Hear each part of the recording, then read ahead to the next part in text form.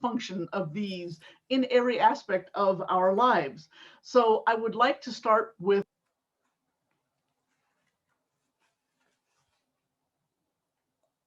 I think it's muted. Okay, so I would like to Sorry. look at culture for Latin America, then define business ethics. Let me say, first and foremost, I am not an expert in business by any means of the imagination, but I have studied it a lot. I teach it to my students, and so that's my perspective that I'm bringing into this. But the issue is what does culture have to do with business ethics? So we'll move on from there. And the thing is, well, how do we define culture? There are lots of different ways. Let me just give you some brief ones here. This is one from Merriam-Webster, and it talks about the customary beliefs, social forms, and material. You're capable of reading all of these, but I believe that each and every one of these categories here helps us understand a little bit of how we run our lives. There's also another one for education abroad, survival kit for overseas living, and it says culture is an integrated system of learned behavior patterns that are characteristics of members of any given society. And the one, sometimes I've heard it even said, basically, it's the personality of the group. And that might be the simplest way of looking at culture, but it is very, very important. So moving from there, I think you've all seen some iteration of this cultural iceberg where we talk about the surface and the just under the water, and then the deep culture. And the surface basically is everything that that is visible, that is taught, and that we learn. So food, flags, games, fashions, etc. And then we move on to at the waterline. It's what you see and what you don't. And you need to actually be really observant about this. And this is where facial expressions, gestures, touching, all of those start to come in. And then we finally go into below the waterline. And this is where we come into habits, assumptions, understandings, values, what is known, what is not known. And this is where we really get into the nitty gritty and understanding how a society functions. And I believe that in order for us to do business well with other countries, we really need to learn these aspects. So this is not in any particular order, but these are some of the characteristics of Latin American values: relationships, family or familismo, and collectivism as a whole is higher in Latin America, not the same for each and every country, but it is something that is very, very important. When we talk about that, we don't mean just the nuclear family. We're talking about extended family and relationships that you establish. Also, another issue is respect. And that is a lot of times out of respect. For example, you won't criticize something because you don't want to do anything to disrespect someone else. And it's very hierarchical in some areas. And it really, if you don't follow that line, you won't get where you want to be. And I can give an example of the kind of hierarchy, and was when I was asked one time to make phone calls to 500 trucking companies in Mexico. And they said, well, you should be able to get this information. We want to know how many semis they have, what kind of trailers they have, and you should be able to call these 500 companies in a month. And I laughed. And I said, really? And I said, well, could I please give you an example of what's going to happen? And I did. And I called, and it was one of those things, oh, no, he's out to lunch. Oh, okay. So when will the manager be back? Oh, around 5 o'clock. Okay, so there's all of a sudden what, should take 10, 15 minutes, what they thought starts turning into a lot more time. So then you call, and then they go, so how come you speak Spanish so well? Well, I was born in, you were, excellent. And where did you go to school? I went to school here. My son went to the school at University of Texas, Austin. And you have to develop a relationship in order to move forward. It's not a question. And for us in the US, we're calling, you know, I just need to know how many semis you have. Are they reefers? Are they flatbeds? Are they lowboys? What do you have and how many do you run, etc. Get the information. And it didn't happen that way. And I think that it really ties into understanding what the values are and how time is perceived. There is proper business protocol. Religion can figure in. Concern for others, simpatía, is another strong factor. And also personalismo, self-esteem, is really, I think, a very key element when we're looking at this, because it's the whole idea that you also don't care about, you care about, regardless of financial or social position, you care about other people. And how you feel about yourself is how you feel about other people, okay? So those are just some little overviews that I think are kind of helpful. And then we move on to Hofstede's cultural dimensions. And there are 6 dimensions, and they're really helpful when you want to understand how workplace values are influenced by culture. And there's a link down here that you can see that you can actually go on there and you can enter the country and it will give you what the setup is for the country, which is kind of a fun exercise, I think. But they come from power distance, uncertainty, avoidance, individualism, masculinity, long-term orientation, and indulgence. And out of these, I thought, let me just focus on 3. And so I chose power distance, individualism, and masculinity. And this is what it shows for Argentina, Mexico, and the United States. And when you take a look at this, it's really quite interesting when you observe Argentina, all the light blues coming across, and how the power distance works. And I'll explain the power distance in just a little bit.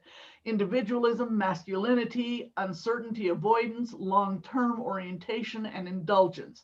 And then take a look at Mexico in the purple, and you see some figures you may go like, oh, okay, I get that. Some of them you're not quite so sure how this ends up working. And then you look at the United States in green, and you can see certain trends coming in there. So when you look at the 6 dimensions, like I said, I chose the power distance, I chose individualism, and I chose masculinity. And it's really important to understand what we mean by power distance. And this model that he developed came from analysis that he did of 116,000 questionnaires that were administered to employees of a software company in 72 different countries. So I think he did quite a bit of work to get this model set up and everything. And anyways, if you look at the power distance, it's defined as the ability to influence others or the course of events. And power distance is defined as the less powerful members of institutions and organizations expect and accept that the power is distributed unequally. And so look at the numbers here. Let's go back and look at the power distance and notice where Mexico is and notice where Argentina and the US are on that graph. And so, in other words, it's accepted that power is going to be unequal in organizations in Mexico. Individualism, that's pretty much where it's the whole value of the US really rises. 91, it scored a 91 on this one, and I'm not surprised at all because Americans have a hierarchy that's established in the workplace, but they really value individualism when it comes to their work. And it's because that's the way American society has been built. And we base ourselves and we identify ourselves on the work that we do.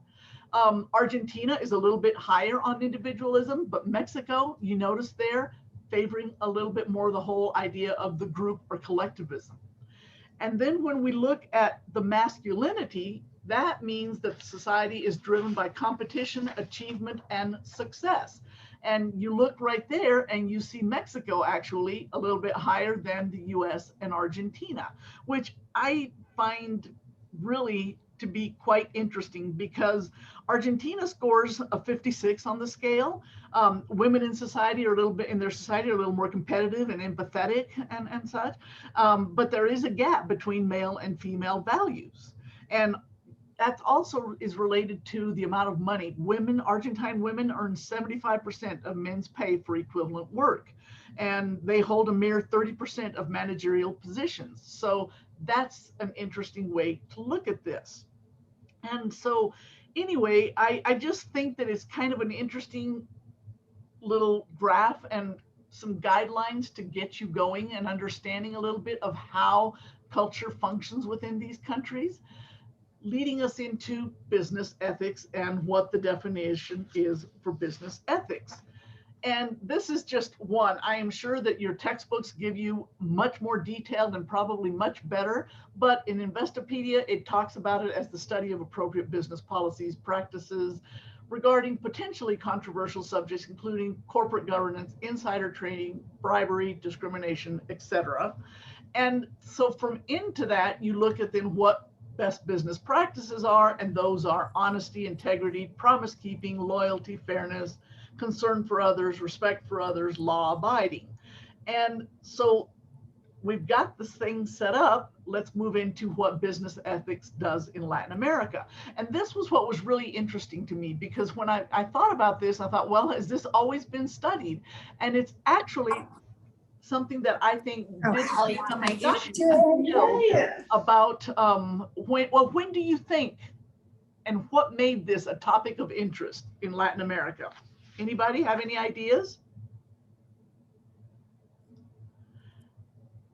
I would say that it has to do with NAFTA, the North American Free Trade Agreement that was passed in the 1990s.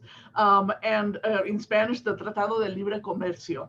And I think that this is really what started the whole issue of what is business ethics in Latin America. And it began to take root, and it started to show that there's low ethical standards in politics, excessiveness in consumption. And so they started to look at, corruption, extreme poverty, lack of education, and how does this then affect the business ethics? And it's also seen as a relationship between ethics and social environment. And when they started looking into countries and asking them about business ethics and such, and the function that academia started to take on the role of academia in educating people about business ethics, they found two key components, and that was integrity and / honesty and social responsibility. And I say honesty because when they did the questionnaire and they were asking the 5 countries that they initially selected for this, they found that all of the countries accepted the word integrity, but in Mexico, they wanted the word honesty used when they were asking them these questions. So for the questionnaire for Mexico, they said honesty, not integrity. And so I thought that was really an interesting way to look at it. And anyway, so this research has developed then around business ethics in Latin America, and it's, they're trying to make it a norm. The challenges are obeying the laws, paying taxes, and avoiding corruption is still challenging in Latin America. There's the saying, el que no tranza, no avanza. If you're not unethical, you're not going to get ahead. How do you maintain national cultural values that reinforce identity and strength against foreign habits that mean a competitive advantage to other countries that want to come and invest in your country? How do you balance these issues?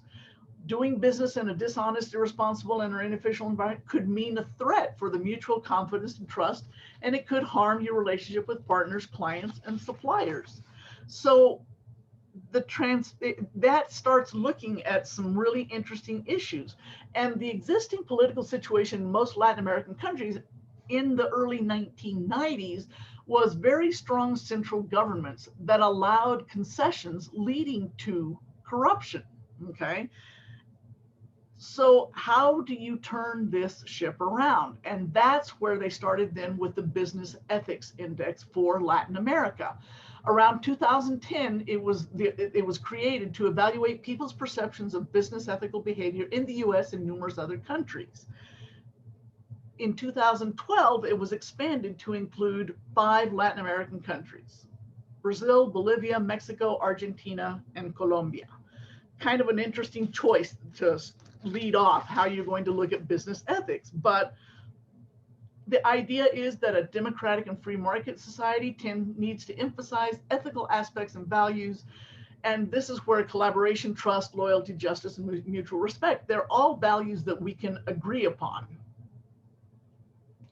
However, one thing that was added is the Corruption Perceptions Index, which is the CPI, and it's scored on a 0 to 10-point scale, with 10 being the lowest level of perceived corruption. Central and South America at this time was characterized by high levels of corruption. And when we look at these next CPI scores, you're going to see that. And then that also was what they felt was correlated to weak economic performance.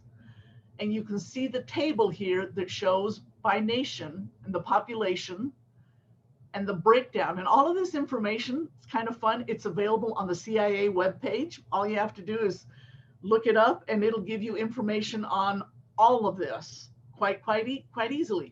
I think it's also interesting when you look at the sociocultural and language, you see the mix that you have in Argentina, European Spanish primarily, Brazil, European African Portuguese, Colombia, Mestizo Spanish, Bolivia, mostly indigenous with Spanish, and then Mexico with Mestizo and Spanish. So I think that the reason that they chose them is that there was a lot of heterogeneity and widespread coverage of the region.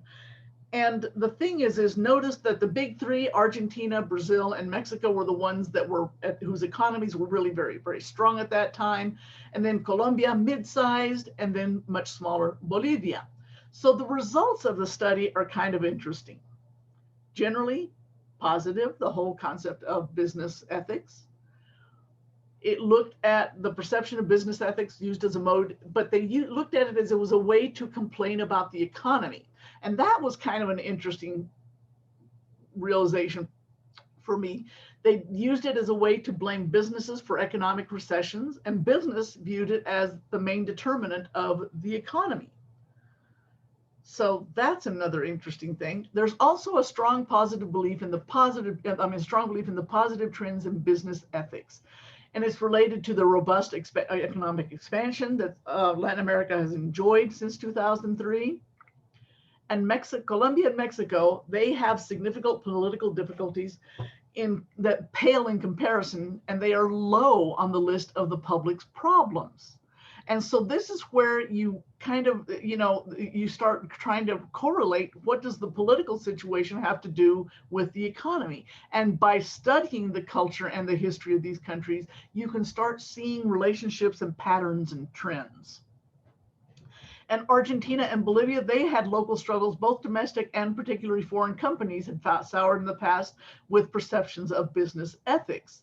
So the biggest concern, corruption. But the interesting thing is that what really gets a lot of media attention is the public political sphere of corruption. That's where the media really focuses. The private corruption and its coverage in the media gets relegated to the back pages. And so then how do you bring out these efforts? Because if you look at some of the scandals that happened, the Argentine meat industry went through a scandal at this time. Colombia had the toilet paper cartel. Procter & Gamble was brought up for tax fraud in Argentina and Mexico. Telefónico had some issues in Mexico. Consumer scams called La Polar in Chile. You have environmental damage in Brazil, Chile, and Peru. Other issues such as working conditions, misconduct, bribes. These are all of the issues that were really found in Latin America. And so while there is a broad overall impression of corruption, some countries have separated themselves, Chile in particular, though there has been some lapse in recent years.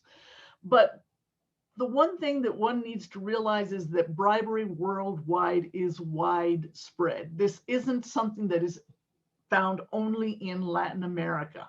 More than 1 in 4 people report having paid a bribe in the last 12 months when interacting with key public institutions and services. And this is from Transparency International.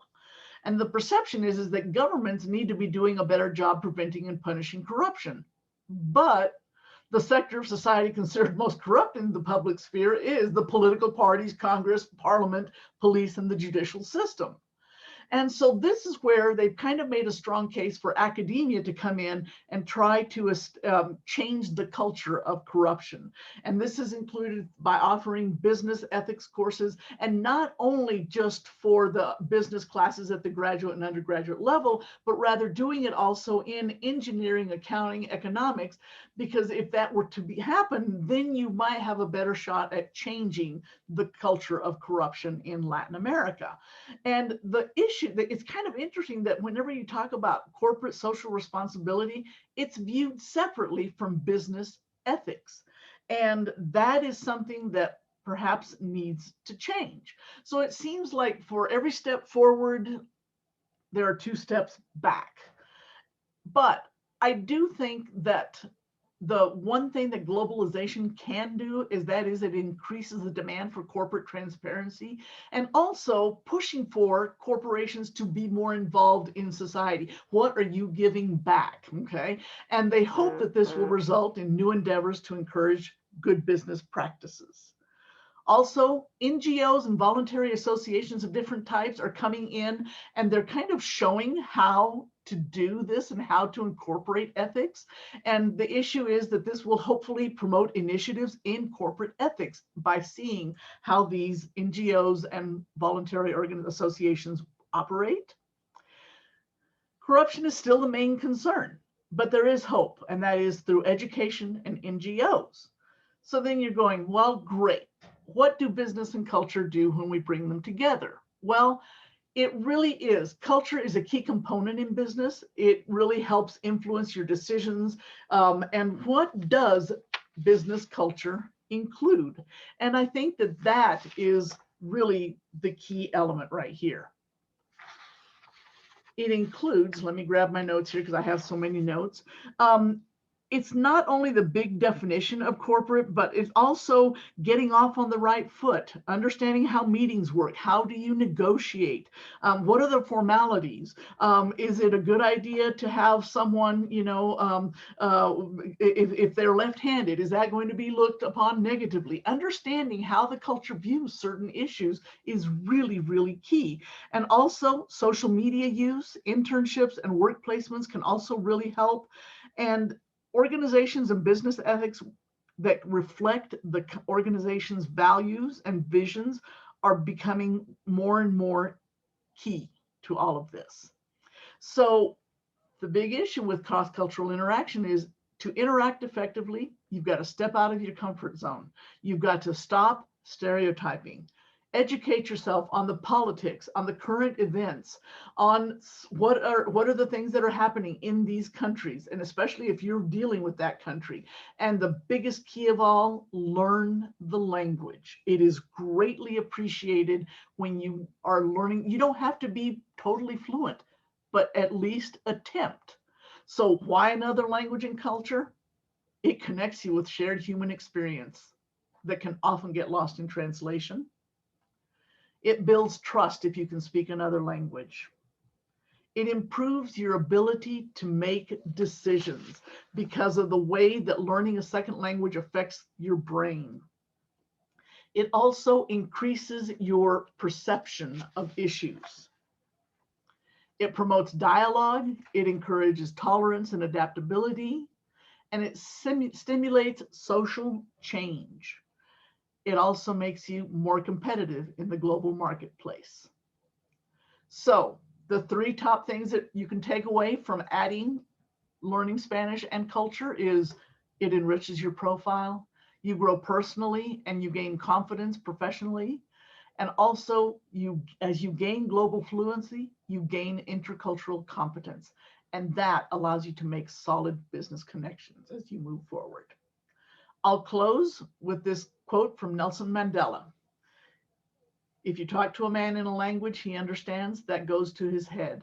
If you talk to him in his language, that goes to his heart. And I do think that is one of the big keys to business and language and culture. Any questions? We are actually going to have the questions for after Marco's No presentation. worries. Absolutely. But if you have any questions, write them down.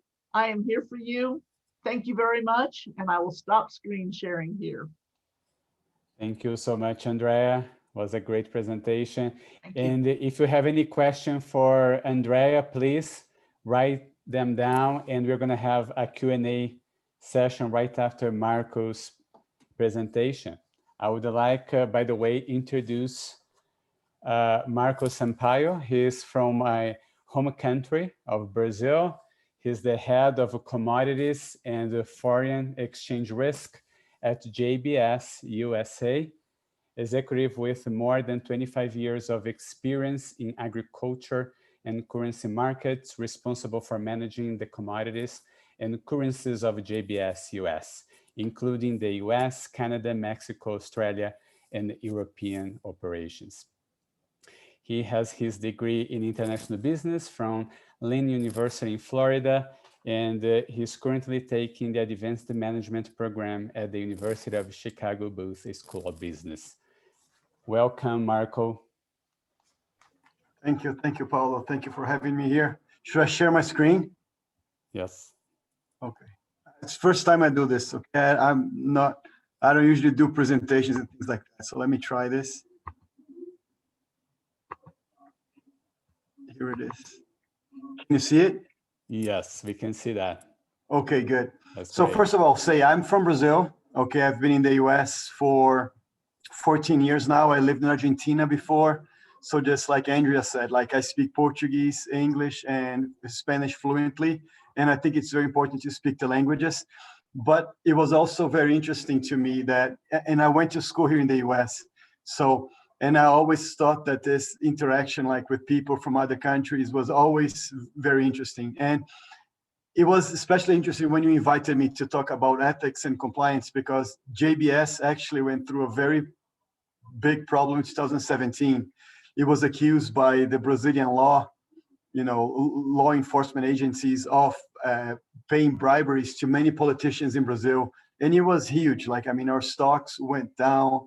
The company ended up agreeing to a plea deal with the Supreme Court in Brazil, where actually the main shareholders, spent some time in jail and had to pay a $1 billion fine to settle this.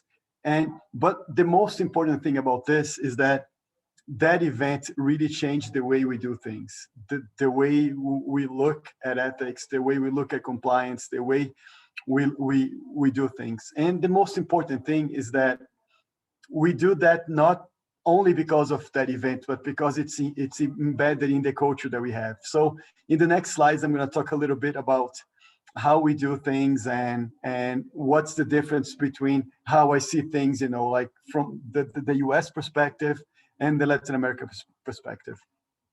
So first of all, in Brazil, there's a thing that you know, Paulo, it's called jeitinho. Jeitinho is literally like find a way to do things. And people think that this is an advantage that we have in Brazil because we're always going to find a way to get things done. It is good, it is good in the sense that, like, you try to be very creative. Brazilians are very creative. They work hard to find a solution to a problem. They're very used to volatility. For example, I manage JBS is one of the largest food companies in the world. I manage all of the commodities and currency risk. So I manage a $5 billion book on that any day, like, can go up or down like by 50, 100, $150 million. So this volatility is something that some people are more used to, like, it's something that, like, we can deal with, like, it's something that it doesn't scare us so much. And so jeitinho, in a way, it means that, we always find a way to get things done. Like, we're not scared, but, like, when things hit us, we get up again. The problem is that jeitinho also forces people or make people do things to circumvent, like, the law. They will do questionable things just to get things done. They always put themselves first, trying to get advantage. And this is very bad. It's like there was a famous Brazilian soccer player that said that oh, like I always want to take advantage of some situation. And this is bad because when he said that, and this was in the 70s, right after Brazil won the third World Cup, when he said that, it meant that, that he was always putting himself in front of everybody, in front of the line. It's just like now we have in Brazil, like we're trying to roll out the vaccines for coronavirus, but there's a lot of people trying to jump in front of the line, people who should not be vaccinated. They're going to go to a different city, they're going to say that they have a medical degree, or they're going to say that they are related to the mayor or something like that. This kind of thing is bad. And just jump into the next slide. It's funny because Walt Disney had a character in from the 40s called Zé Carioca. And Zé Carioca is the typical Brazilian in the sense that like he was always trying to take advantage, talk his way out of things, and do something that would benefit him. And the funny thing is, like Andrea said, like when you're in a different culture, you know, and you understand the culture, you know how to act. So for example, I go back to Brazil at least once a year, not because of COVID, now I don't, but like once or twice a year. And this last year, like we last time we could go to Brazil, like I was in the car with my wife and kids, and the police stopped us for no reason, that's what they do. And you expect the police to ask you for bribery money to let you go. Like, and I don't have my Brazilian license anymore. I just have my American driver's license because I'm still a Brazilian citizen, but I'm also American citizen. So like, there's no need for me to be having the Brazilian driver's license, doing all the testing and stuff. The American license works just fine. But like when the guy stopped me, like in my mind, I knew that he wanted to ask me for money. So like, he spent like probably like half an hour talking to me like on the side of the road. And my wife and kids were really nervous because it was a very busy road. And I knew that he was looking for a way to get some bribery money to let me go. And I didn't pay him anything. He ended up writing me a ticket that that I paid, but like I didn't offer him any money. And this is something like in the US, when the police stops me here, like I don't do anything wrong, but like I've been stopped like once or twice for speeding. Like this is something that you never even think about. Like that the police officer is not going to ask you for any money. He's just going to do what he has to do. Like, I mean, if you're speeding, he's going to give you a ticket. You might try to talk your way out of it, but like, there's no way in your mind that you're going to pay that you're going to pay him a bribery. Same thing in Argentina. I lived in Argentina for a couple of years. Actually, my younger son was born there. And right when he got out of the hospital, the police also stopped me. And I knew that he wanted to ask for money. And he was in a different country. So like, I didn't know what to do. I was pretty nervous. My son was like 2 or 3 days old. So all those things, like you just know after you live in a country, after that this is something that's going to happen. So, and some people say, oh, this happens in Brazil because, the literacy rate in Brazil is not very high. There's a lot of uneducated people. Yes, it could be true. Like, like the police officers probably don't have a college degree. They're just very poor people that work as police officers as a vocation or just because of something they want to do. But in reality, I think it's something that is embedded in the Brazilian culture. Like, it's just, it's something that they want to do because they think it's again, it's the jeitinho, like, they want to get ahead and they want to do anything that they can to get ahead in life. So, and what I think that has changed in the past years is the fact that it's not only that companies have become more socially responsible, but I think there's a lot of pressure from everywhere. Like I think that social media is always bombarding like companies. When companies do something wrong, they're going to be out there, they're going to be showing that, the media is going to be showing that. So that's something that we have to take in consideration. So companies have less space to make mistakes. It's actually a little bit unfair sometimes because we do things that we think are right, or we're doing things that not necessarily is the is the norm, like, in the country. But this is something that, we have to be very aware, like, of what people are going to do in social media to make sure that we do the right thing. So when I moved to Argentina in 2006, I was surprised with how inefficient some of the sectors in our local branches were. People, they use a lot of technology, very European, just like Andrea said before, like the European, heritage of the Argentines, like where like they always wore like a suit and tie, very formal. They got to the office late, like we used to get to the office in Brazil like at 6 o'clock in the morning, work for 12 hours a day. Argentina, they got there 8:30, they stopped for like long lunches, very, very inefficient. And when I moved to the US, I realized how efficient like the American worker was. People very focused, even though like they might be doing the thing, like not in the proper way, like in the most effective way, super focused, hardworking, focus on productivity. And so looking back at how things were done in Brazil and Argentina, it tells me that, just like Andrea said, like, there's a lot of talking, people go on like long lunch breaks, they talk about different things. And that, in my mind, creates some space for some bad things to happen, some unethical things to happen, people trying to, because they can't be efficient, they can't be so focused on the task, they end up trying to circumvent their way to get things done. So these inefficiencies, in my opinion, is what opens the doors for many of those wrong things to be done. Plus the culture, right? People expect things to be done in a certain way.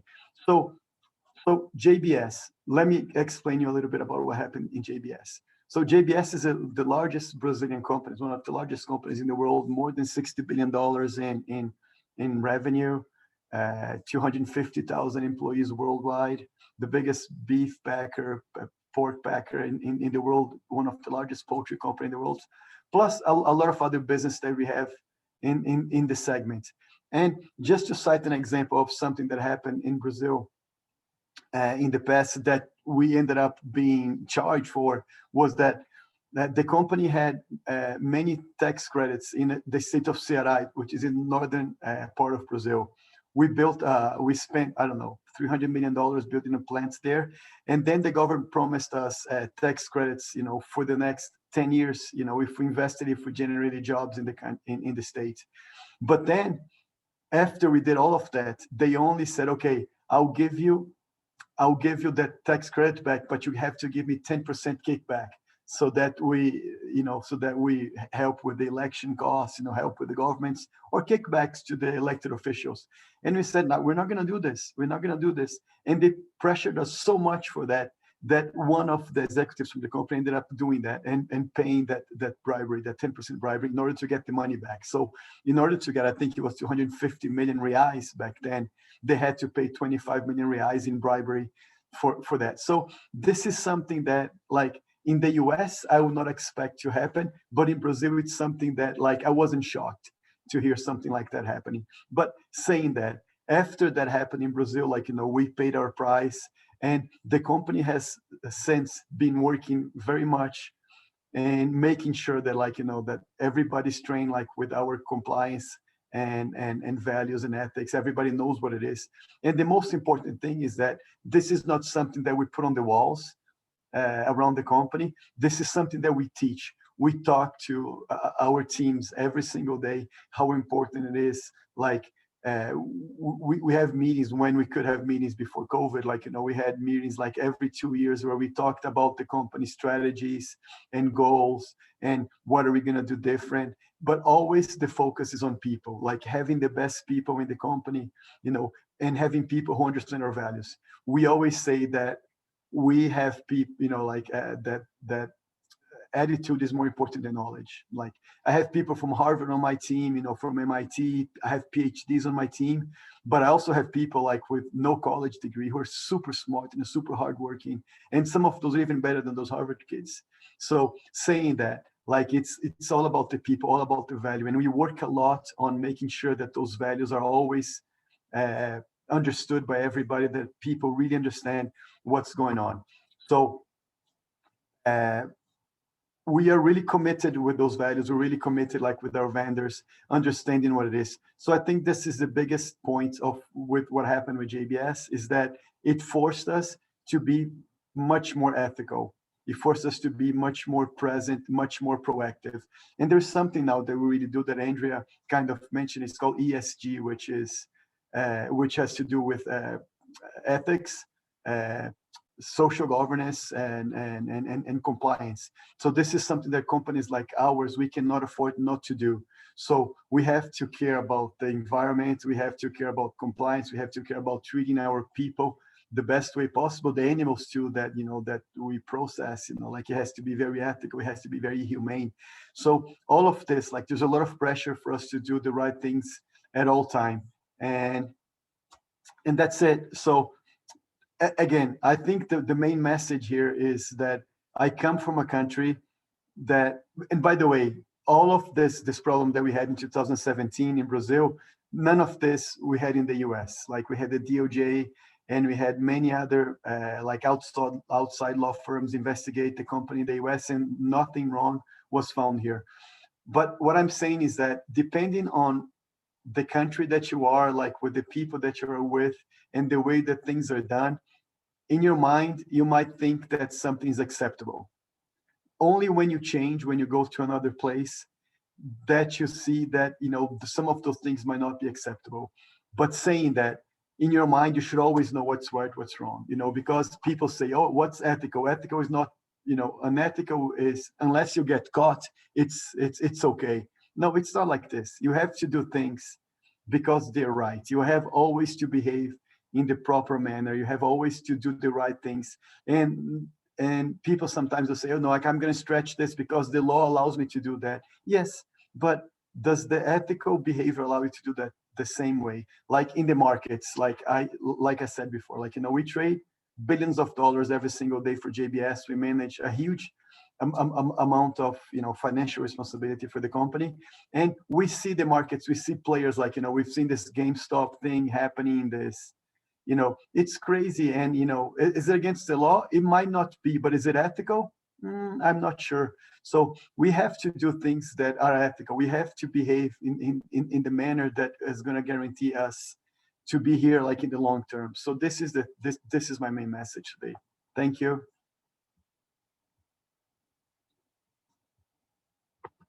Thank you very much, Marco.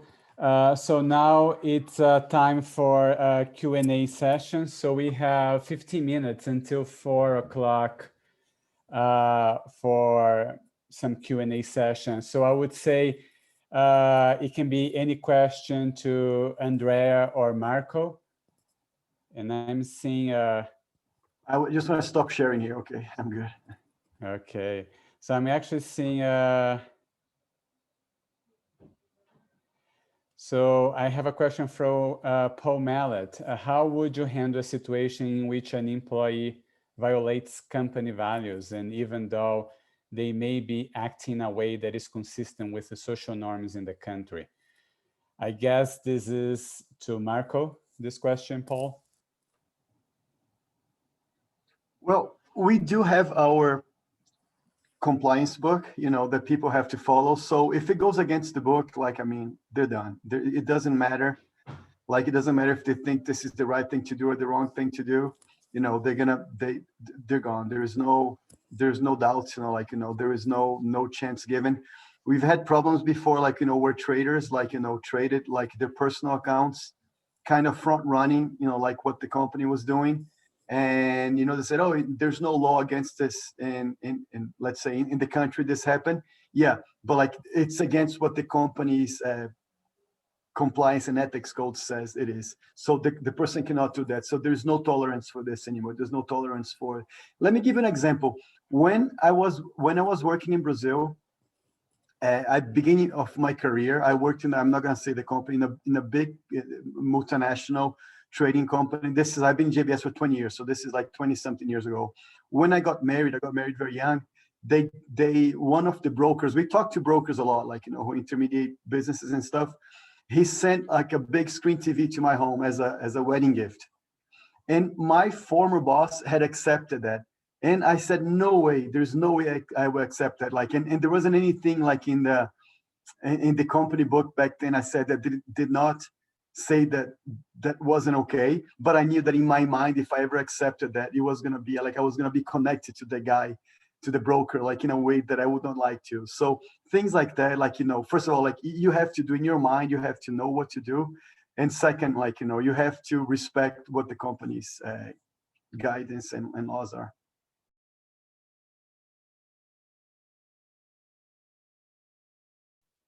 I have a question for Dr. Purdy, if that's okay. I think the moderator was kicked out, but I'm a student in the College of Business here, and I also have my minor in Spanish at the College of Liberal Arts. So just kind of curious about, like what your opinion is on companies that are not from or based in Latin America, and whether or not there's potentially a negative perception in terms of entering those kinds of markets and working in those countries, given the potential ethical issues that those companies might have, being that they are from, other places, regions, and that kind of stuff. So anymore, you're going to find more and more multinational corporations, transnacionales, I'm getting mixed up here. There are more and more companies are already in Latin America, in all over every country. I think that if you are wanting, the one thing that I would really advise is that anytime you're wanting to, if you have a little company and you say, oh, well, we'd like to go and see if we might have some opportunities in a Chile or something like this, you really do need to look at the market and look at what the product that you're trying to sell, and then look at what the norms are and what they say. And I do think that you have to kind of do your the groundwork before you actually just go, well, we're just going to go there and we're going to see what happens.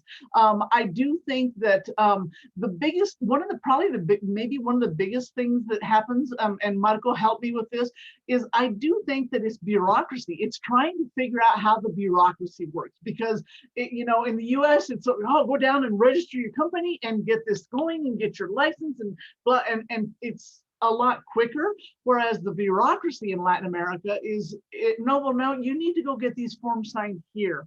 And okay, and then no, I'm not the one who does this. You actually need to talk to, and you can end up and walk back home and you think, wow, I got one document signed and I need more, And so I think that I don't think that it's a question of that, not going down into another country because you may be concerned about business ethics. I think you have to take your ethics with you wherever you go.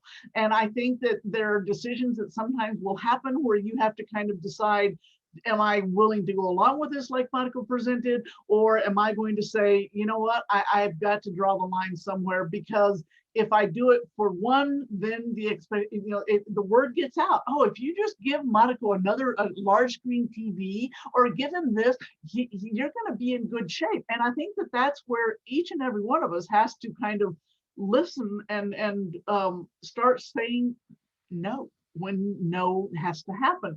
But it is really hard when the culture has been established that it's so much quicker. You'll just pay him the money and it'll be okay. And I think that that's where you have to decide, how much are we willing to stick to the norms that we as a company want to hold, and the standards that we want to uphold. And I don't believe that a company that has good ethics will have any issues in another country. There are ethical businesses in all of these countries. It's not always, the big scandals and toilet paper scandals that you could see, going on, but those are the ones that make the news. The ones that make the news, it's the government scandals. Those are the ones that really draw the attention. And you notice it, Monica was talking, it's the police officers that wanted to be, and they want the bribe. So it's your officials, and you're kind of go like, oh, okay. Anyway, just some thoughts there. I hope that helped a little. Thank you. Thank you. Any more questions? I just want to add something that Andrea said, like in regards with bureaucracy, this is very important and very true. Like just to get a passport in Brazil, for example, like it takes so much longer than the US. I have Brazilian American passports. And sometimes, like, some people, like, they don't want to wait in line, because it's going to take too long. And that's when they, it opens the doors for like bribery. So like, it has to be inside of you.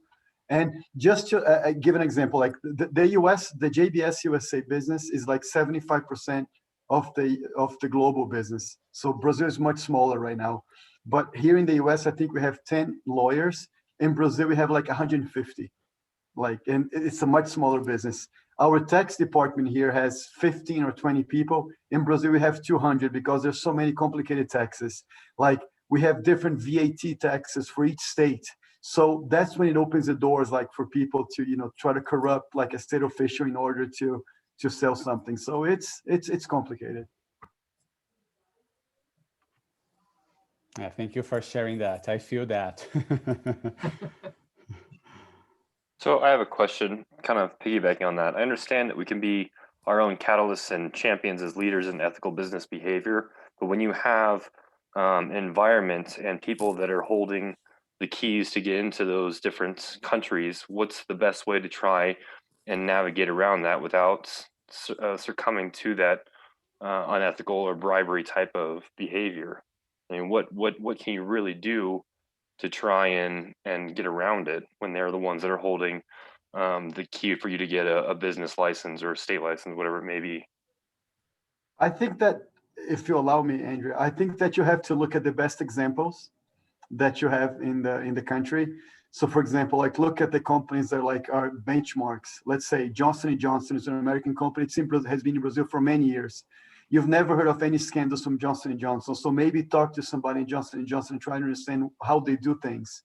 You know, try to look up, you know, people or companies that do the things in the proper way, that have never been contaminated by any scandals, or even companies like ours that have gone through this and cannot afford to go through another problem like this again, or, you know, they're gonna bankrupt us or whatever it is. You see what I'm saying? So just look at the best examples, make sure you associate with local people that understand and, you know, how things are done, like in the proper way. That's how I will do it.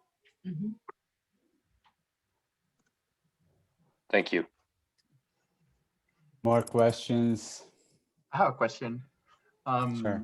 So I have a similar experience as Marco. When I grew up in Mexico, and I moved here when I was 19 years old. And the first time I got my driver's license and I was driving, I got pulled over, and I was late to a class. And the first thing that I already pulled out a $20 bill, and I'm like, listen, the cop didn't even talk. Like, listen, I'm late. Here it is. I'm so lucky that the cop, because I was coming down my house, and he lived there and knew my uncle. And he's like, listen, you don't do this. Listen, I know you just moved here, but and I was so lucky that he actually took the time to be like, let me tell you this, how it works here. And I think it was a good, both of us learned that. I shared with him, like, this is how I grew up. You know, I grew up seeing my aunt, my uncles, my parents, my friends just bribing everyone, right? And it was normal in Mexico, but here, and I think it both of us learned, and I'm sure that police officer will, at least hopefully when he pulls over someone else and they come from Mexico, a different Latin American country, and that happens again, hopefully he'll know, you know, when they're coming from and the differences. But when I'm going with this is, I do agree with what Andrea said, that academia and globalization should be together. I think, you know, how can we teach those cultural classes or globalization? And I know CSU has some, like, you know, you have to take some classes to fulfill some cultural awareness and things so you can graduate, but you can just take a language class or a history class and then you're done, and that doesn't cut it. I think so. How can we push for universities to include globalization or internationalization classes, so that we start learning not only in businesses, but, you know, in engineering, chemistry, and, you know, so when students graduate, they're ready and they know, you know, what to expect if they want to work with other countries. Yeah. Paulo, do you want to say something? Yeah, definitely. I do think there are ways to do that. I think CSU is actually has like some programs in this direction. The College of Business actually has like an international business concentration, and we do emphasize like one of the prereqs is actually to have like taking some language classes and all that. It's something that we see it's extremely important, especially for the IB concentration. We also have some certificates now being offered about like international business and entrepreneurship in a way that expands the knowledge to be more aware of those international concerns. But I don't think like the general number of students university-wise, they are not aware about those programs yet. But I do think that they are working on that. But I do think it's important, yeah, definitely. But I do think it needs more promotion of those programs out there. And I don't know what, Andrea, if your department has something about it or like. So actually, okay, twofold. I'll talk a little bit about my department, but let me say something first. The biggest key to bringing about change at any university as in the United States is student driven. The students have to stand up and say, look, we need to be able to do something, a portfolio that looks at cultural issues and kind of show, and at the end you go, yes, this has followed me through, and you link it to certain classes and it ties through so that then at the end you can actually say, you know what, I actually feel like I have a pretty decent idea of what best business practices are, what ethics are, and how it should govern both my personal and my professional life. I do believe that that is something, I think it's student driven. I think students pay a lot of money for their education. And I think that it's time that students stood up and said, you know what, this needs to happen now. So that's my big thing. Use ASCSU, use your senators and your representatives to go in and represent your interests and tell them this change needs to happen. So that's that point of view, okay? Sorry, I get a little excited about these things. The other thing I agree. I agree. I do believe that it's you need to demand the kind of education that you need to make us better human beings, to hold us accountable for what it is that you're learning at the university. I just think we need to have our feet held to the fire. You know, a little bit of Mexican history there. So, sorry. The other thing that I would say is that in our department, we're actually creating a language for specific purposes track. And that track is going to involve a culture class where you look at the different issues of how culture relates into the medical field, the business field, into health, human development and family study, you know, the social sciences, legal Spanish. So how does culture play a role in all of these issues? That's one of our keystone classes that we're going to make it our capstone class for the new concentration that we have. And so I think it is really incumbent upon us to start trying to take back some integrity for ourselves. That's great. Thank you for sharing that. Sorry. No problem. That's yeah, valid points. That's great. Thank you so much, Andrea. Thank you for all your questions. Unfortunately, time is running and we need to move on. But if you have more time later or want to contact our speakers later, we can have a way to do that.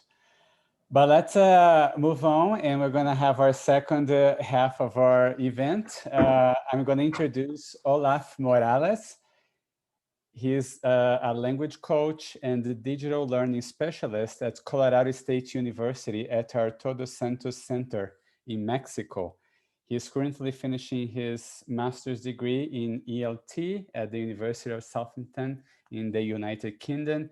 His research focuses on online learning and the importance of digital literacies in education.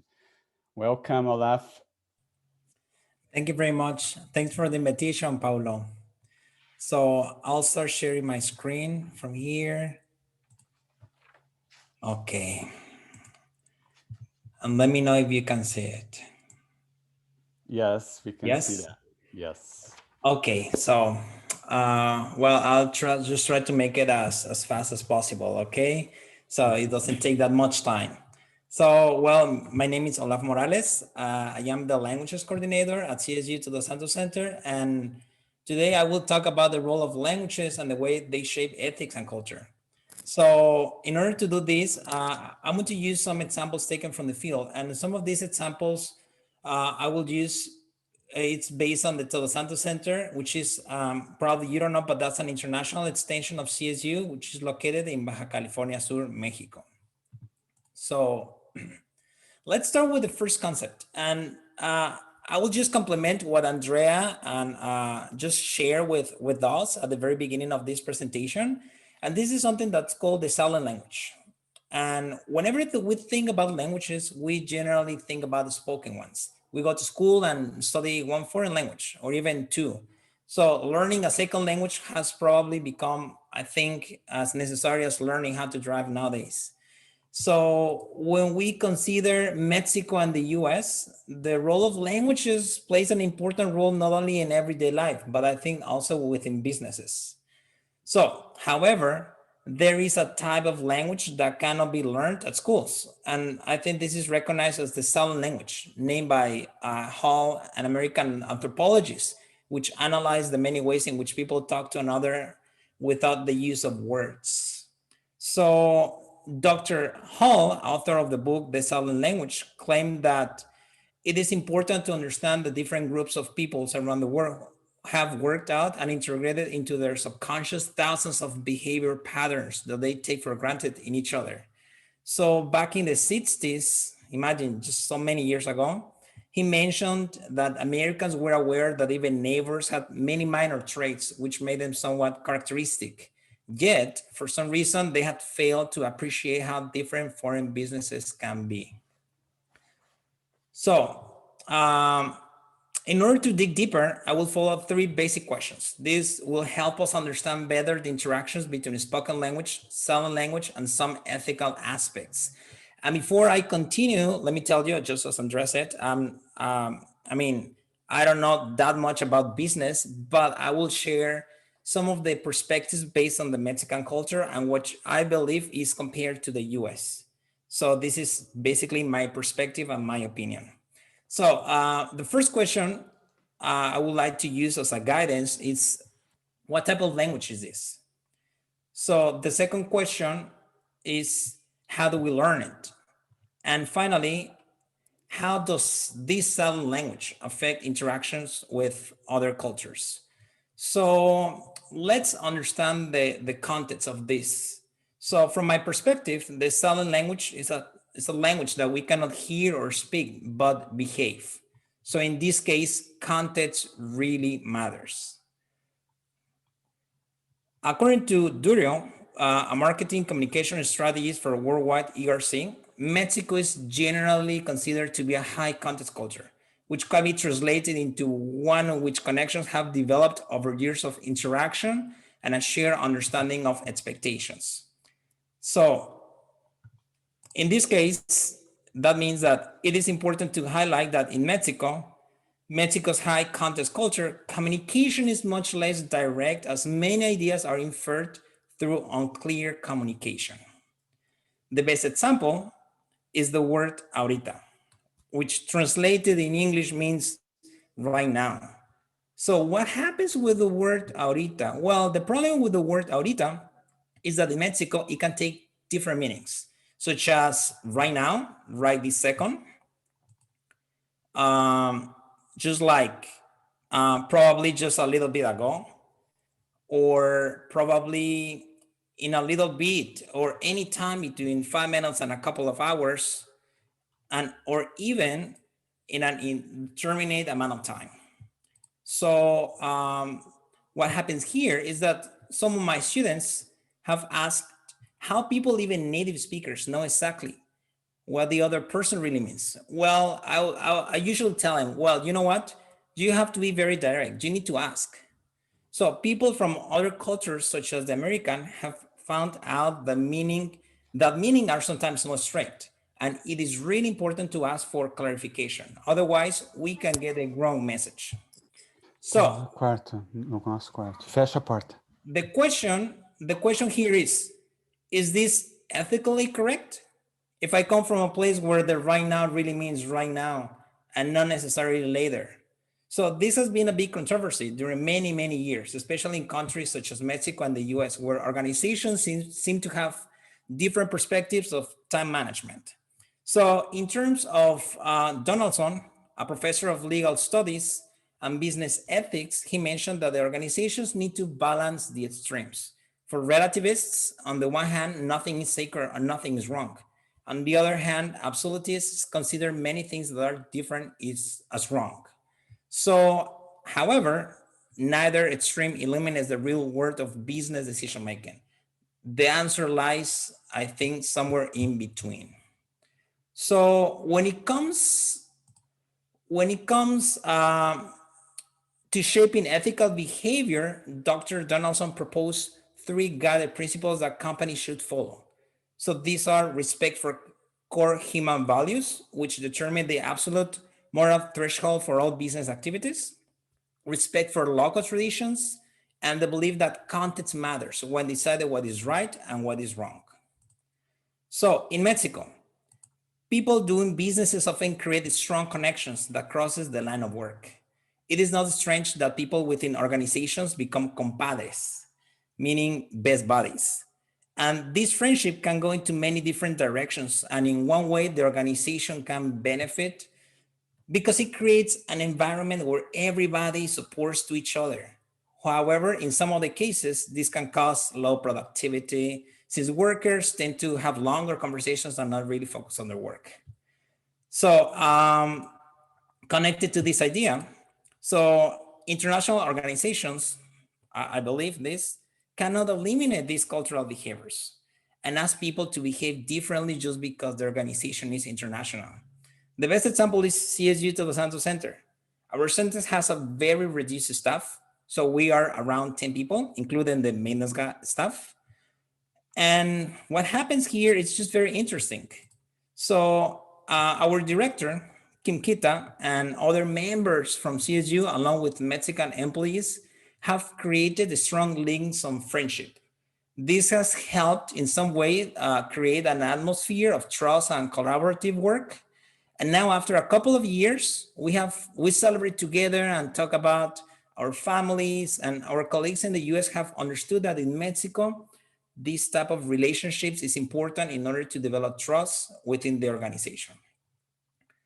So here, Kim Kita, director of the center, shares the same belief by saying that her colleagues in Mexico have become some of her closest friends. She has also learned the value of slowing down, saying good morning and asking each person at the center how they and their families are doing. And this goes beyond roles, and this is proof of shared humanity and seeing of each other. So in this case, we say that business means family. So in some way here in Mexico, we consider like companies, businesses as part of our family. So we say here Mexico is personal. Mexico is a country where family and personal relationships are priorities. So it should not be surprised that Mexican business associates are prone to mixing business and personal relationships. Furthermore, according to Davlia and Elvira, human resources in Mexico have been considered a family matter. Friend and family were hired solely in the past based on the fact that they needed a job or they knew somebody in an organization. So what happens here? In recent years, there has been an increased presence of multinationals in Mexico. So many of them coming from the US. So this has led to an increase on the human resource function, and it started changing little by little the way that we used to do things in the past. So let's take this example. Doro, an editor, reporter, and journalism trainer, mentions that the multinational UPS, for example, in Mexico, emphasizes using interviews and resumes in its hiring process and not hiring employees' family members. On the contrary, Mexican entities prefer to recruit and hire employees that they personally know or have established a relationship with socially. So, which one is wrong? Which one is right? Well, the truth is that there is not wrong or right, I would say. It is simply two different perspectives based on different cultural contexts. It seems that Mexicans prefer loyalty and trust compared to multinational companies that they rely more on people expertise and experience. So when it comes about family and business, I truly believe that there is nothing wrong with hiring family members. And this is very my perspective. So the best example is our center. We are like a real family. So some of our co-workers are also family members. And probably this happened for two main reasons. So the first one, it's just understand the context of Todos Santos. So Todos Santos is a very small town where everybody knows each other. Hence, families are very close to each other. And second, the concept of family here in Todos Santos is very important. So people recommend to each other, and our center is not the exception. So here on these two pictures, we can see Mr. Blas and his son Blas Jr. working together. So has this affected our organization and their daily activities? I would say yes, but in a positive way. So since father and son can support to each other, they both know that if they need help, they can work together. Additionally, this extends to all the staff. So in some way, they are all connected because they were all born into Los Santos. So their families know very well. So this has created loyalty and trust within the organization. So Knowledge at Wharton, an online business analysis journal of the University of Pennsylvania, mentions that in Mexican companies, and this is very interesting, executives know that the survival of their organizations depend more on social and governmental relationships than on any support they get from the country's financial system. So, connected to this idea, I would like to introduce the second concept, and this is time. So Andrea has already told us a bit more about what time means here in Latin American countries. So I will give you my perspective from the Mexican view. So according to Jack Freund from VP Latin America at Dual Works, Mexicans, and I think this is very true, see time as flexible with a stronger emphasis on personal interaction than formal conversation. So since here it's considered as a high context culture in which relationships play a significant role. So multinational organizations should not be surprised by long lunches in which little business may be conducted, or probably several meetings to negotiate a project with actual negotiations related to the last few minutes. So the concept of being on time has been very controversial between organizations. So I could say that just right here in Mexico, there is a culture of being late to appointments. So being anywhere from 10 to 30 minutes late is considered acceptable here in Mexico. Well, I can see, based on my experience in an American culture, this can express the idea of not being interested. So in this case, I personally believe I have experienced, as I call it, the best of two worlds.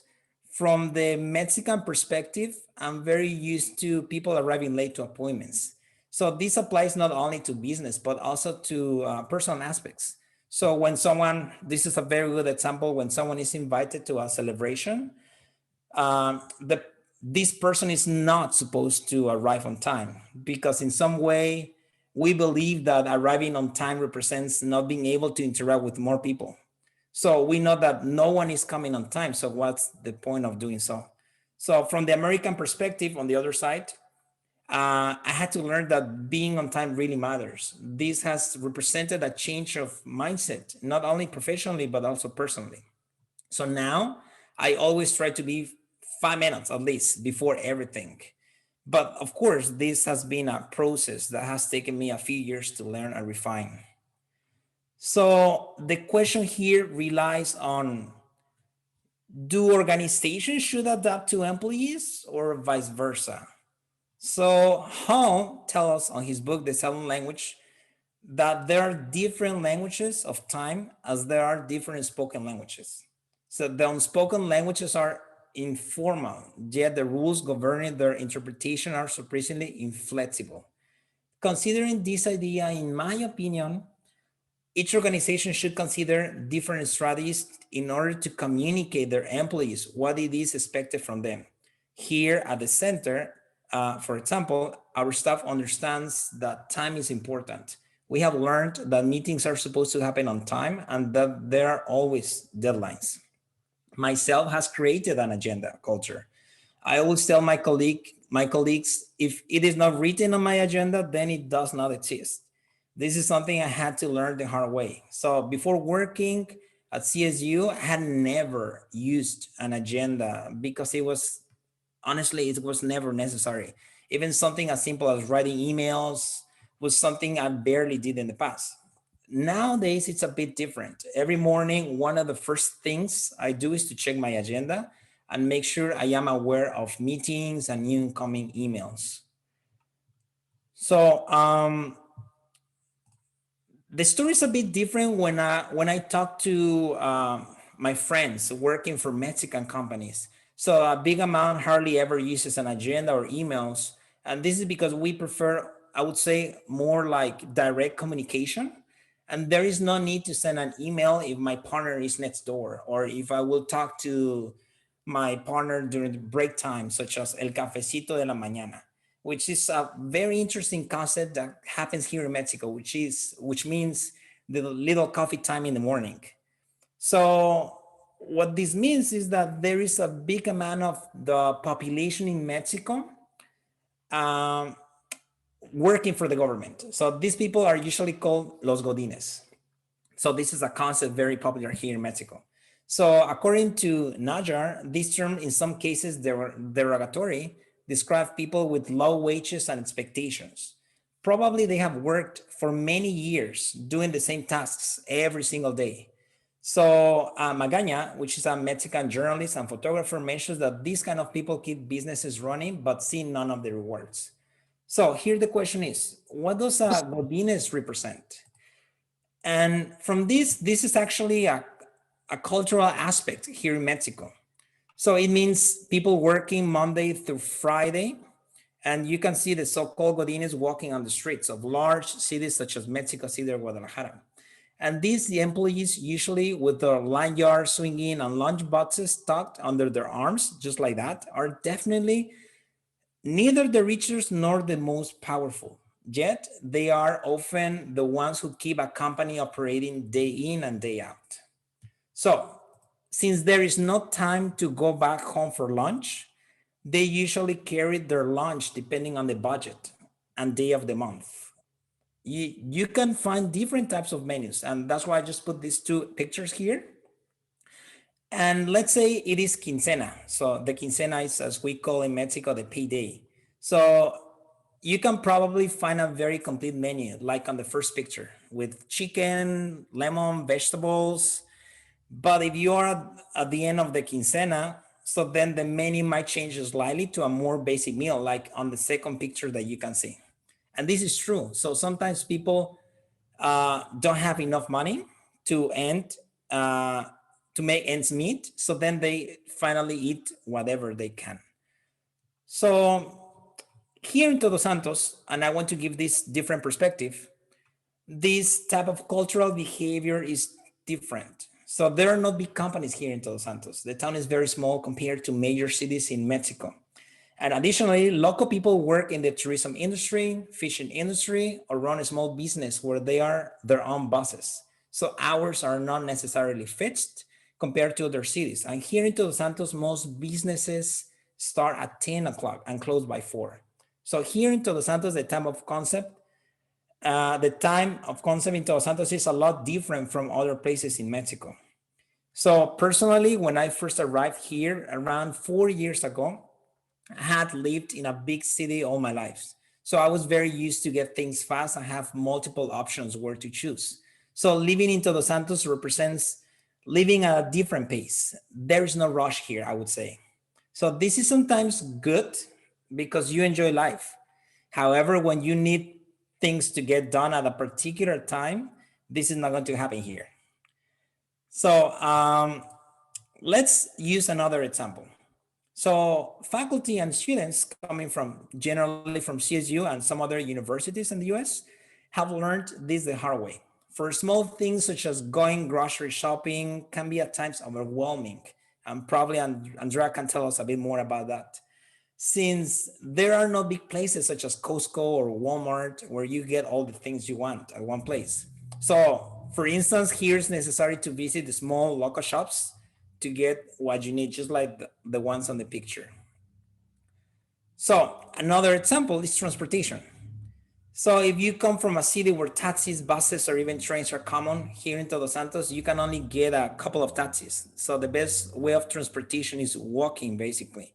The advantage is that everything is walking distance, so it does not represent a big challenge. So we have seen that living in Mexico means that there is not only one way of living, from the Godines culture in big cities to a more relaxed way of living, such as in Todos Santos. Mexico represents diversity, not only in culture, but also in some ethical aspects that govern the way people behave. So as a conclusion, if you plan to do business with Mexican entities or even run a business here in Mexico, so I believe you should consider these points. Number one, you don't do business here the way you do it in the United States. In Mexico, it is necessary to spend much more time. You have to get to know people and vice versa. Two, you must meet with people several times before you talk business. So people in Mexico like to create a personal connection and meet the person before you can start doing business. Time means something different here in Mexico.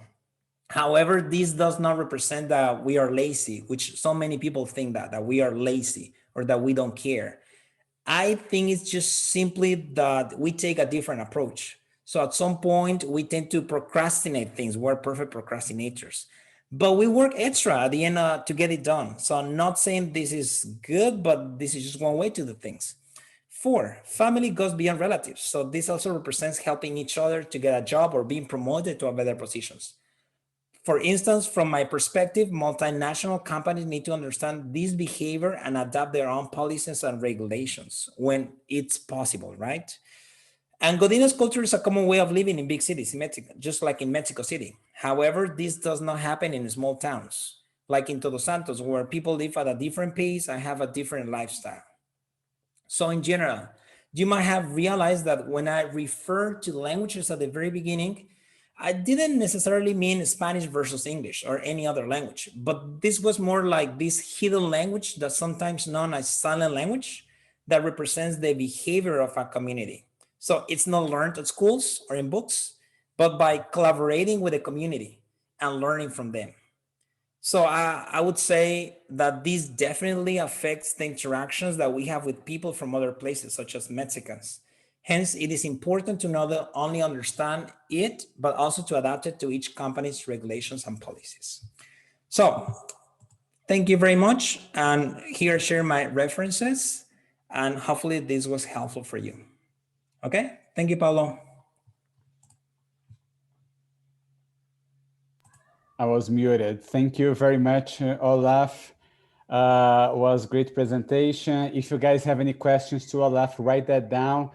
But we're gonna have the Q&A session after our last presentation with Blanca. So I'm gonna introduce Blanca now.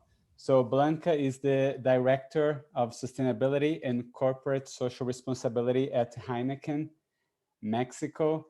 She graduated from Tecnológico de Monterrey with a degree in marketing and a master's degree in administration from the University of Monterrey. She's responsible for the execution of the sustainability strategy of Heineken's largest operating company at the global level, a strategy that seeks to ensure compliance with the Heineken's Mexico's vision of becoming the most sustainable company in Mexico. a huge task. So welcome, Blanca. I'm gonna be sharing my presentation. Your presentation. So Blanca is in Mexico, and she was having some issues with internet connection, so she asked me to manage the PowerPoint slides. Yeah.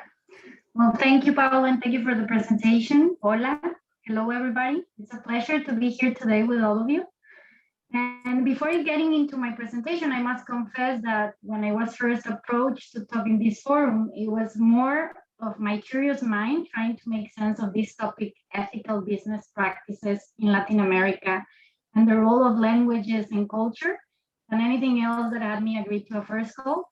And then I must also confess that it was more a personal challenge on analyzing my personal and professional journeys through the lenses of ethics, which is a first time for me, that had me say yes to speak to you today, as opposed to actually having something to share with you. But with that in mind, and after having spent the last 2.5 months preparing for this conversation, the spoiler alert is that what I'm prepared to share to you today is nothing more than just my personal stories of the experience I've had in the business world in Mexico. And so I hope you find it interesting and helpful for your own journey ahead. So if we go to the first slide, Paulo, thank you.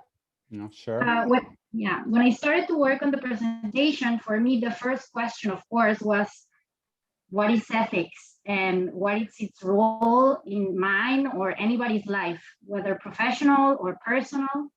And the best answer I came across and I can give you is something said by Fernando Sabater in one of his not very recent, but still very relevant books, Ethics for Amador, where he says, knowing how to live, or the art of living, if you will, is what they call ethics. And I found this particular definition very insightful, first because I'm an art lover, so it really connects with me. But second, because, and I think most important, because when I think about art, I can understand what he means in the way that art is not something straightforward that holds the same meaning to everybody, and that cannot really be explained, but rather it must be felt both by the artist as well as by the spectator. And so it is a very personal experience that is influenced by the person's background, values, beliefs, by their context, and that it might even change as we grow. And so ethics and ethical decisions, I think the same as art, is a very personal experience. It's influenced by one's context, values, beliefs, and many times it can't be explained, but it is always felt inside. So if you allow me, I'll share with you my personal experience through this artsy approach of ethics, and I will try to approach it as I approach art, sharing not only what I see when I first observe a piece of artwork, but rather how it feels and the impact those feelings have had in me, which in ethics, as in art, I think is the most important aspect to consider. But first, before going into the stories themselves, let me share with you the only 2 diagrams I'll share in my short presentation, I promise. So if we go to the next slide, Paulo, something you have to know about me is that I have a background in the field of systems thinking and systems change. And although I'm not going to give you a class on that, what I want to share with you is the most basic concept of the field, which says that working on a systemic level means working on the personal, the collective, and the universal levels all at the same time. If you go to the next slide, and when I researched about ethics, I found that the same was true.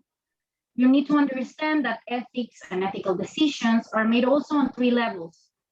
What someone calls the micro or personal level, the meso or professional level, and the macro or social environmental level. Next slide, please. And so now the reality or the really important part of these systems levels or ethical levels are, I think, are not the diagrams or the levels themselves, but rather the notion that they interconnect. And here's where it gets really interesting, not to say complicated, because anything that happens on one level influences the other levels. And what happens in consequence in those other levels influences back to the initial level where things change, and so it goes. So coming back to what I said in the beginning of the presentation, or rather Fernando Sabater said about ethics being an art, you get a sense of how balancing these forces of change and influence and its impacts on every level of action and understanding can get as complex and as artsy as masterpieces. So if we go to the next slide, and so as I promised, well, not just the one before, sorry, I told you to go to the next one, but no. Sorry. So as I promised, what I can share today is only what my personal experience has been when confronted with situations that I see both as systemic and as ethical. And because I think that a story speaks more than 1,000 diagrams, let me share with you 3 stories. One for each level that I think best exemplifies what ethics in a systemic context really looks and feels like. And although an argument could be made for each one of the stories to be analyzed within or with any level of the diagram in mind, because this is a 20-minute presentation, let's say that it only applies to the one I'm proposing, okay? So first, the first story to exemplify the personal or micro level is the one that I named The Tale of the Right Manager. And so go to the next slide now, please. So the year is 2015. I am 29 years old and coming into the job of my dreams at Heineken Mexico as the sustainability manager and corporate affairs, corporate social responsibility manager. This one on the left that you can see was me, my true me, not a man, under 30, not from Monterrey, where the headquarters of Heineken Mexico is based, but from a small town in the Gulf of Mexico, not an engineer, not coming from the private sector, but from an NGO, not married, no kids, and I can continue to describe myself further, but I'm wondering if you're noticing something strange in my description of myself. Because usually when anyone describes herself, it's done naming the things that you are, not the things that you're not, right? Well, the thing is that what I was or what I am, from the perspective of many of my colleagues back then, I cannot say that all of them, but definitely a strong majority was somehow wrong. And they truly made a case. So I knew that all of my most personal traits, the things that make me who I am, and that many times I cannot change, like being a woman or being young, were things that weren't really good, but rather spaces where I was lacking. And so I soon became the person on the right, or tried to become the person on the right.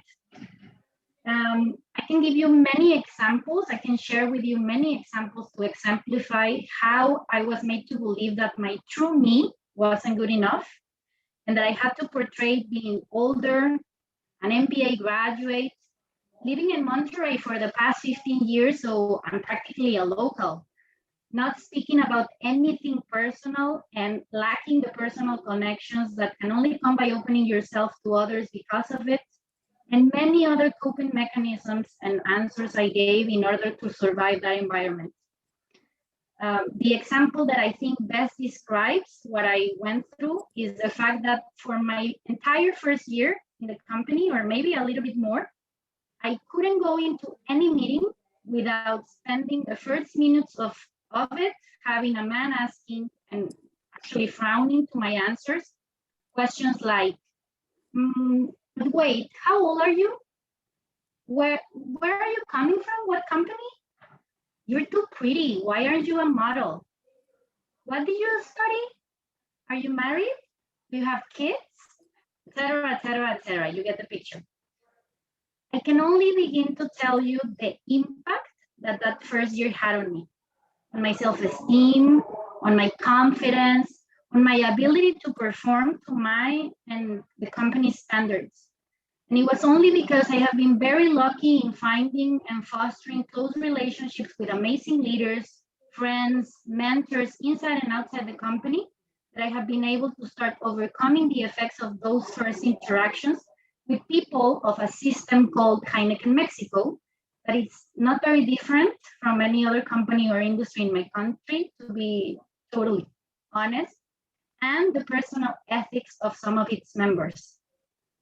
If you go to the next slide, and then the question is, so what? Well, for me, when talking about ethics and placing them in the systemic context, it is clear that the art of dealing with the personal belief of its individuals is bound to be in conflict. Every person is an internal battle of conflicting beliefs, experiences, values that are all interacting with others' personal beliefs, experiences, and values. And at the same time are also being influenced by the different levels of the system they are all part of.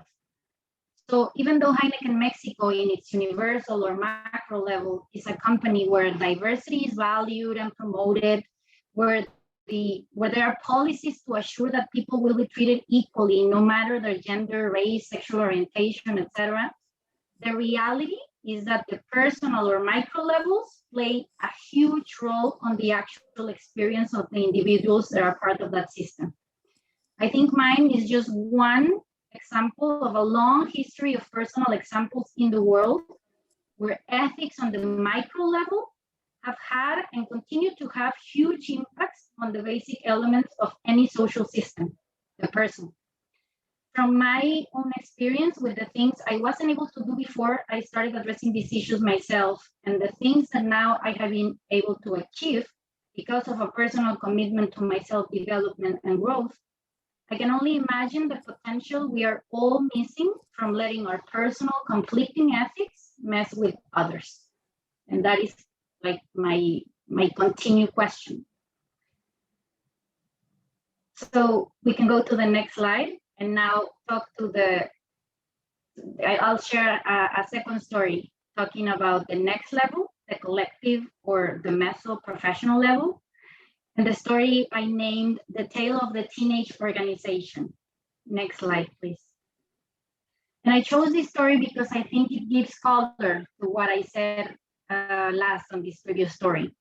What are we all missing from not allowing everybody to be themselves, feel safe, and share their full potential with the world? Well, in my case, as the sustainability manager for the second largest beer company in Mexico, I'm the custodian of our sustainability strategy. They're responsible for making sure we reach our environmental and social commitments and that we keep ourselves in track and aligned with our vision to become the #1 company in Mexico in the sustainability field. This job comes with many joys and big opportunities to do right, but also many times with risk of doing wrong. And so it has been my personal commitment for the past 6 years to avoid all wrongs and push as many rights as I can. Well, back in 2018, when the world had finally declared the war against single-use plastic, because we saw firsthand how, although it might be a good solution for CO2 emissions reduction in packaging, its full life cycle impacts on the environment were more than we'd sign up for. Well, that same year, in Heineken Mexico, a group of leaders that had once been my allies in our sustainability journey were in the process of making what and soon I realized they all considered to be the wrongest of all decisions. The picture that you see on the left is our most sold SKU, our 12th pack, which is not a small batch to hold because it is through the 12th pack that we move more than 40% of our volume every year.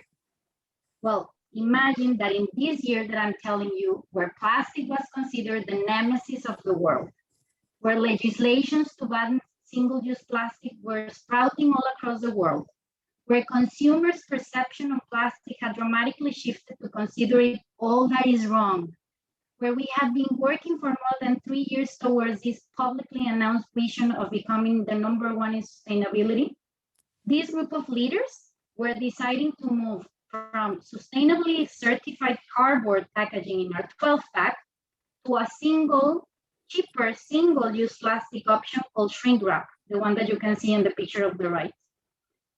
Now, imagine my surprise, my anger, my disbelief, my shock, all of the different emotions that these type of decisions can generate in the person in charge of making sure that we become a more sustainable company. Well, luckily, that year was also the year I started my systemic and ethical personal work. And this situation presented itself as an opportunity to apply all the different tools I had been developing for myself to get rid of the impacts of my past experiences from this year that I shared and unleash my true potential. So me being able to stop this project, I think, was a tragic story that had a happy ending. Tragic because this type of decisions get made daily in the business world, and happy because I was able to reach out to people's personal ethics who were all aligned in considering that it was a wrong decision, but that had been lost on the collective or professional meso level, like teenagers exposed to peer pressure, and because of it, they were taking a decision that was going against both their own personal beliefs and also the beliefs of the company. Next slide, please. And again, so what? Well, when talking about ethics, it is clear to me that in the collective or group systemic context, it is of the utmost importance to be aware of all the different levels, the interconnections, and how awareness-based leadership is required to assure we don't become victims of the system, but rather that we make of the system a true reflection of our personal and collective and universal values and beliefs. Next slide. Now for the last of my stories, and thanks for bearing with me so far, a story to share the dynamics of the universal or macro level of systems and ethics, a story that I named The Tale of Local Companies and International Leaders. Next slide. And this is a very recent example that I think exemplifies really well how every time, but most importantly under big moments of stress, the art of ethics plays a huge role in the course of the decisions we make, many times without having much time to really think about our actions, but always being faced with the consequences of the path we decide to follow. And this is a story of how the two main companies in the beer industry in Mexico acted during the beginnings of COVID-19 pandemic, and how the market and the world of business has rewarded or punished their course of action. It was the end of March 2020, and the beer industry in Mexico, which important to say is the largest beer export market in the world, so it is not at all trivial for the global beer industry what happens in my country. This industry got declared by the Mexican government as a non-essential industry. We were asked, as any other non-essential activity, to stop all our operations and go into full lockdown for the following 2 months. Heineken Mexico, a majority family-owned Dutch company led today by a Dutch CEO, stick to our law-abiding principle, and immediately we stopped operations and we didn't open back until early June, when state governments started to give clearance for a partial restart. Frustrations, fear of the impacts, and uncertainty were really high. But there was no question to be asked of whether or not we would do what was best for our employees, our communities, and the country that we're all caught up in the middle of the global pandemic we are all experiencing for the past year. On the other hand, ABI Mexico, the largest FMCG company of the world, a public Brazilian-Belgian-owned company led today by a Brazilian CEO, acted in a very different way. It justified its reluctance to close for weeks after being ordered by the government with legal technicalities. It reopened weeks earlier that it was allowed by local states and put their own employees, communities, and country in the danger of contagion in all the process.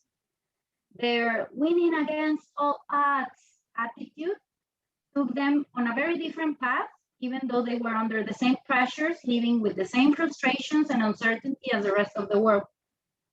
So after having lived the toughest business year since World War II, the market and the world of business rewarded these two companies with the largest market share loss in the past decade for Heineken Mexico, and a global drop in our share price because of the analyst evaluation of disproportionate impact to our cost base and poor ability to recover top line, versus an increase in ABI's global share valuation and a market gain in Mexico that brings them closer to their global objective of dominating the market with over 70% market share.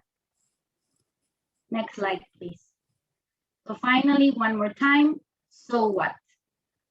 Well, when we talk about ethics, whether it's in a circumstance of stress or not, my take is that alignment of values on the personal, collective, and universal level of a system plays the biggest role of all, because it is only through alignment of our values and beliefs that we will be able to play the art of living in the most positive way for ourselves, the groups we are part of, and the world we live in.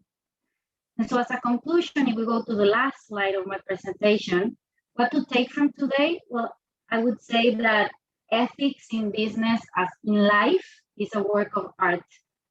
And so let's remember that conflict in ethics and ethical decisions is bound to exist between levels of a system, and that it is through awareness-based leadership that we can make systems reflect our personal, collective, and universal beliefs. Finally, alignment of our values and beliefs between the levels of any system is essential to play the art of living in the most positive way for ourselves and our world. Gracias. Thank you. Thank you so much, Blanca. Thank you for the key takeaways. And now, if you guys have any questions, we have until 5 o'clock. Any question to Olaf or Blanca or both? If you guys have any question. I have a question for Blanca. This is Marco. Do you think that there is any discrimination for the fact that, for example, InBev has gone into Mexico, like a foreign company going to Mexico and buying some very important and traditional Mexican assets? Do you think this is something that people in the business world and in community see like any different, or is it okay? Is it like normal part of the globalization already? Yeah, it's the same for Heineken. Heineken actually bought first. We were a company called Cuauhtémoc Moctezuma, the oldest brewer in Mexico since 1890. Oldest that Modelo, the one that ABI bought. And yeah, we experienced that. Even though I got into the company in 2015, after 5 years after the marriage, I still sense a lot of this, as you say, I don't know, I don't want to say discrimination, but yes, like a perception that international companies were coming and conquering and that there were no Mexican beers anymore and all of that. But eventually, as we've been in the country for almost more than 10 years now as Heineken and even ABI now, I think it's going to be 8 years for them. They've realized that we are preserving all that is good, that the Mexican heritage, the brands, the passion of brewing, but bringing all the innovations and the entrepreneurial spirit of Europeans or international companies and bringing best practices and all of that. So for Heineken, Heineken Mexico is the largest operation company in the world. We are very proud. We are very big and important for the company globally. And because of that, we also hold a lot of responsibility and we own it like that.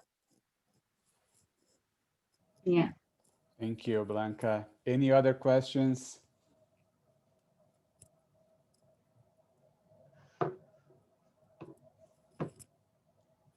You can also post your question in the chat if you prefer to write it.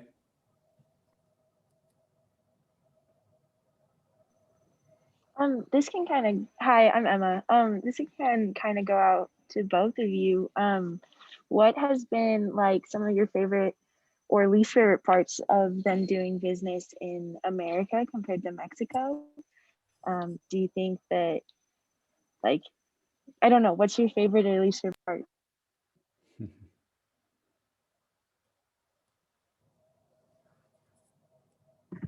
Did you understand? This is for both of you guys, Olaf and Blanca. Yeah, because I work in Mexico and I've always worked in Mexico. I'm based in Monterrey City. I cannot say much about the American way of working. I can say more a little bit about the Dutch way of working. So I'm not sure if it's still for me or more for Olaf. Yeah, I would say like I can make a comparison between the Mexican and the American way of working, and I would say just very different. Since I started working at CSU, I had to change the way I do things. Definitely, there's no way, just as Marco said. Like in the United States, there's like, for example, like this email culture of like asking everything on an email. If it's even if it's someone next to you, like in a like the office next door, then you still write an email because that's the way it is. You know, for every little things you write email. So culture is just so different. In Mexico, I think like things are like more strict, more like personal. And because we also like to talk, we like to have this personal connection. And I think like in the US, like little by little, it's been changing, and now it's more like more virtual from my perspective. It's more like let's do everything written by email because that's the standard. But in Mexico, I think like eventually things will have to be in that way because we are neighbors. And I think like in Mexico, it takes some time to get like things the way that the United States does, but eventually we'll have to do it that way. Hope that helps. Yeah, for sure. That makes a lot of sense. Blanca, how then, I guess then with the Dutch way of business, like what's been your biggest like favorite or least favorite? Yeah, I think that my favorite thing about working with the Dutch culture is that they are very open and direct, something that Mexicans really lack. And me being a Mexican, I'm really open and direct, and then sometimes I'm considered kind of rude. But then with the Dutch, I speak very freely and very directly, and we have strong conversations, and it's not personal, it's work. And that way of working makes it very easy for me.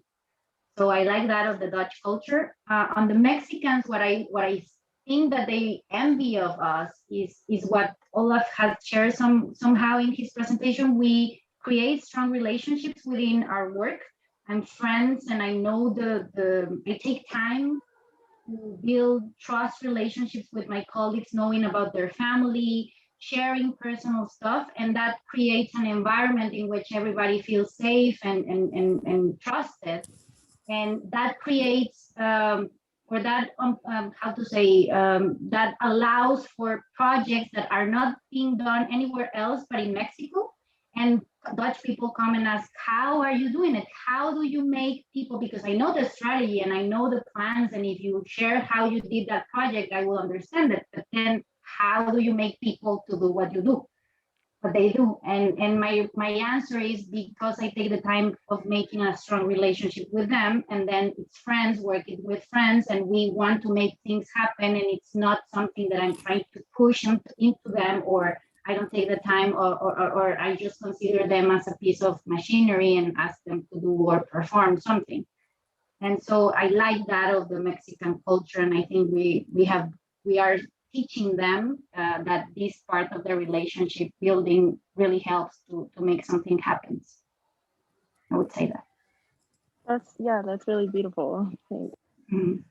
Thank you, Blanca. We do have a question in the chat, and I think it could be to anyone, any of the speakers.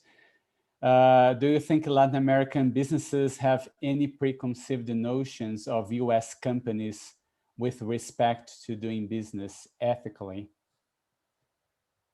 I'm going to repeat that. Do you think Latin American businesses have any preconceived notions of US companies with respect to doing business ethically? I think so. I think the US companies have always led the world in terms of not only technology, but like advancements and just, good things, I would say.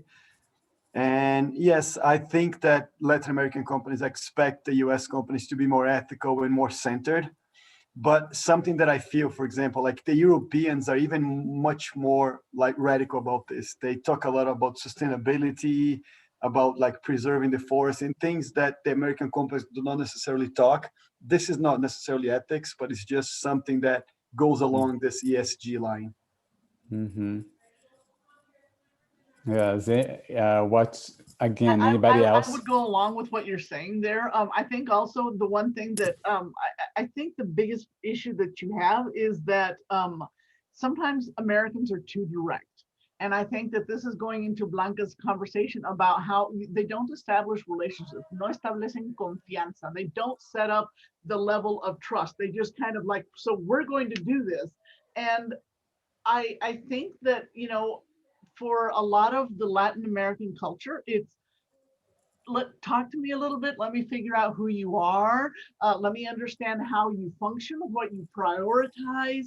How do you feel about your family? And I do think that that personal aspect is one of the hardest things for a lot of companies that are coming to the U.S. to deal with, because the U.S. It's so depersonalized. Does that, I know that there are smaller companies that do give the personal touch, but I think overall, I think we're distant. Yes, and that's what I usually teach. Relationships in many countries is your contract. Yeah, what is a written contract in America? The relationships you have in other countries is your actual contract. Mm-hmm. That's why we have so many background checks in the US, because we don't have a personal relationships. But when you work with friends and people we know in other countries, again, we don't need background checks, right? So again, because it's all personal. Yeah, and I wanted to say, sorry. No, please go. I wanted to say that I do think that we also hold a higher standard for American companies. I can think back of an example in Monterey, where the city that I live in, there was a huge scandal with Walmart a few years ago where they participated in corruption for buying a piece of land where they put their newest store. And it was a huge scandal, as opposed to many other companies, Mexican companies, that are involved in horrible corruption scandals that don't even make the news. So we do hold a higher standard, more accountable to companies, knowing that they are coming from international countries, especially the US, because we consider the US as a point of reference. And so learning that you are participating in the ways that the country is trying to fight off, I do think that it's something to watch out, because you will be held accountable and have a higher bar. So Blanca, I have a question for you. Was I correct in understanding that you came from an NGO? Yeah. So see, and that's the whole, I actually think that NGOs hold a lot of keys for what can happen and how they can transform things, because we all know you don't work for NGOs to make money. You know, you work for the love, and that's not to say that you cannot make some money, but I do think that they also then teach that they bring about, there's an ethics, a work ethic that can be transferred to other companies when they see these models and say, wow, it can work, and they're not out there for the money, you know. And I really think that that education and a lot of, you know, good ethically centered NGOs can really do a lot to establish norms in Latin America. Thank you. I think our time is, I would like to actually have more time for the questions and all that, but our time is over now. But again, if you guys have more questions and would like to contact the speakers, again, like I will talk to the speakers later, and then we can figure out a way for you guys to contact them. But thank you so much. It was a great event with great speakers. Thank you, Andrea, Marco, Olaf, and Blanca. Thank you all the participants to stay until the end. And the event is recorded, so I will be sending the link after that, so you can share with your students in your courses also. Thank you very much. So if you all were here, I would invite you to go have a beer. I am Heineken, please. Thank you so much. It's great to meet you. I loved all of your presentations. It was really, it's empowering to see people like you do these things. It really is. It gives me hope. And Thank you. Thank one you very thing much. that you all. said, Andrea, keep the networking Bye. like with international people. It's very important in the agree. languages. I agree. I agree. Thank you. Take care, everybody. Adios. Bye-bye.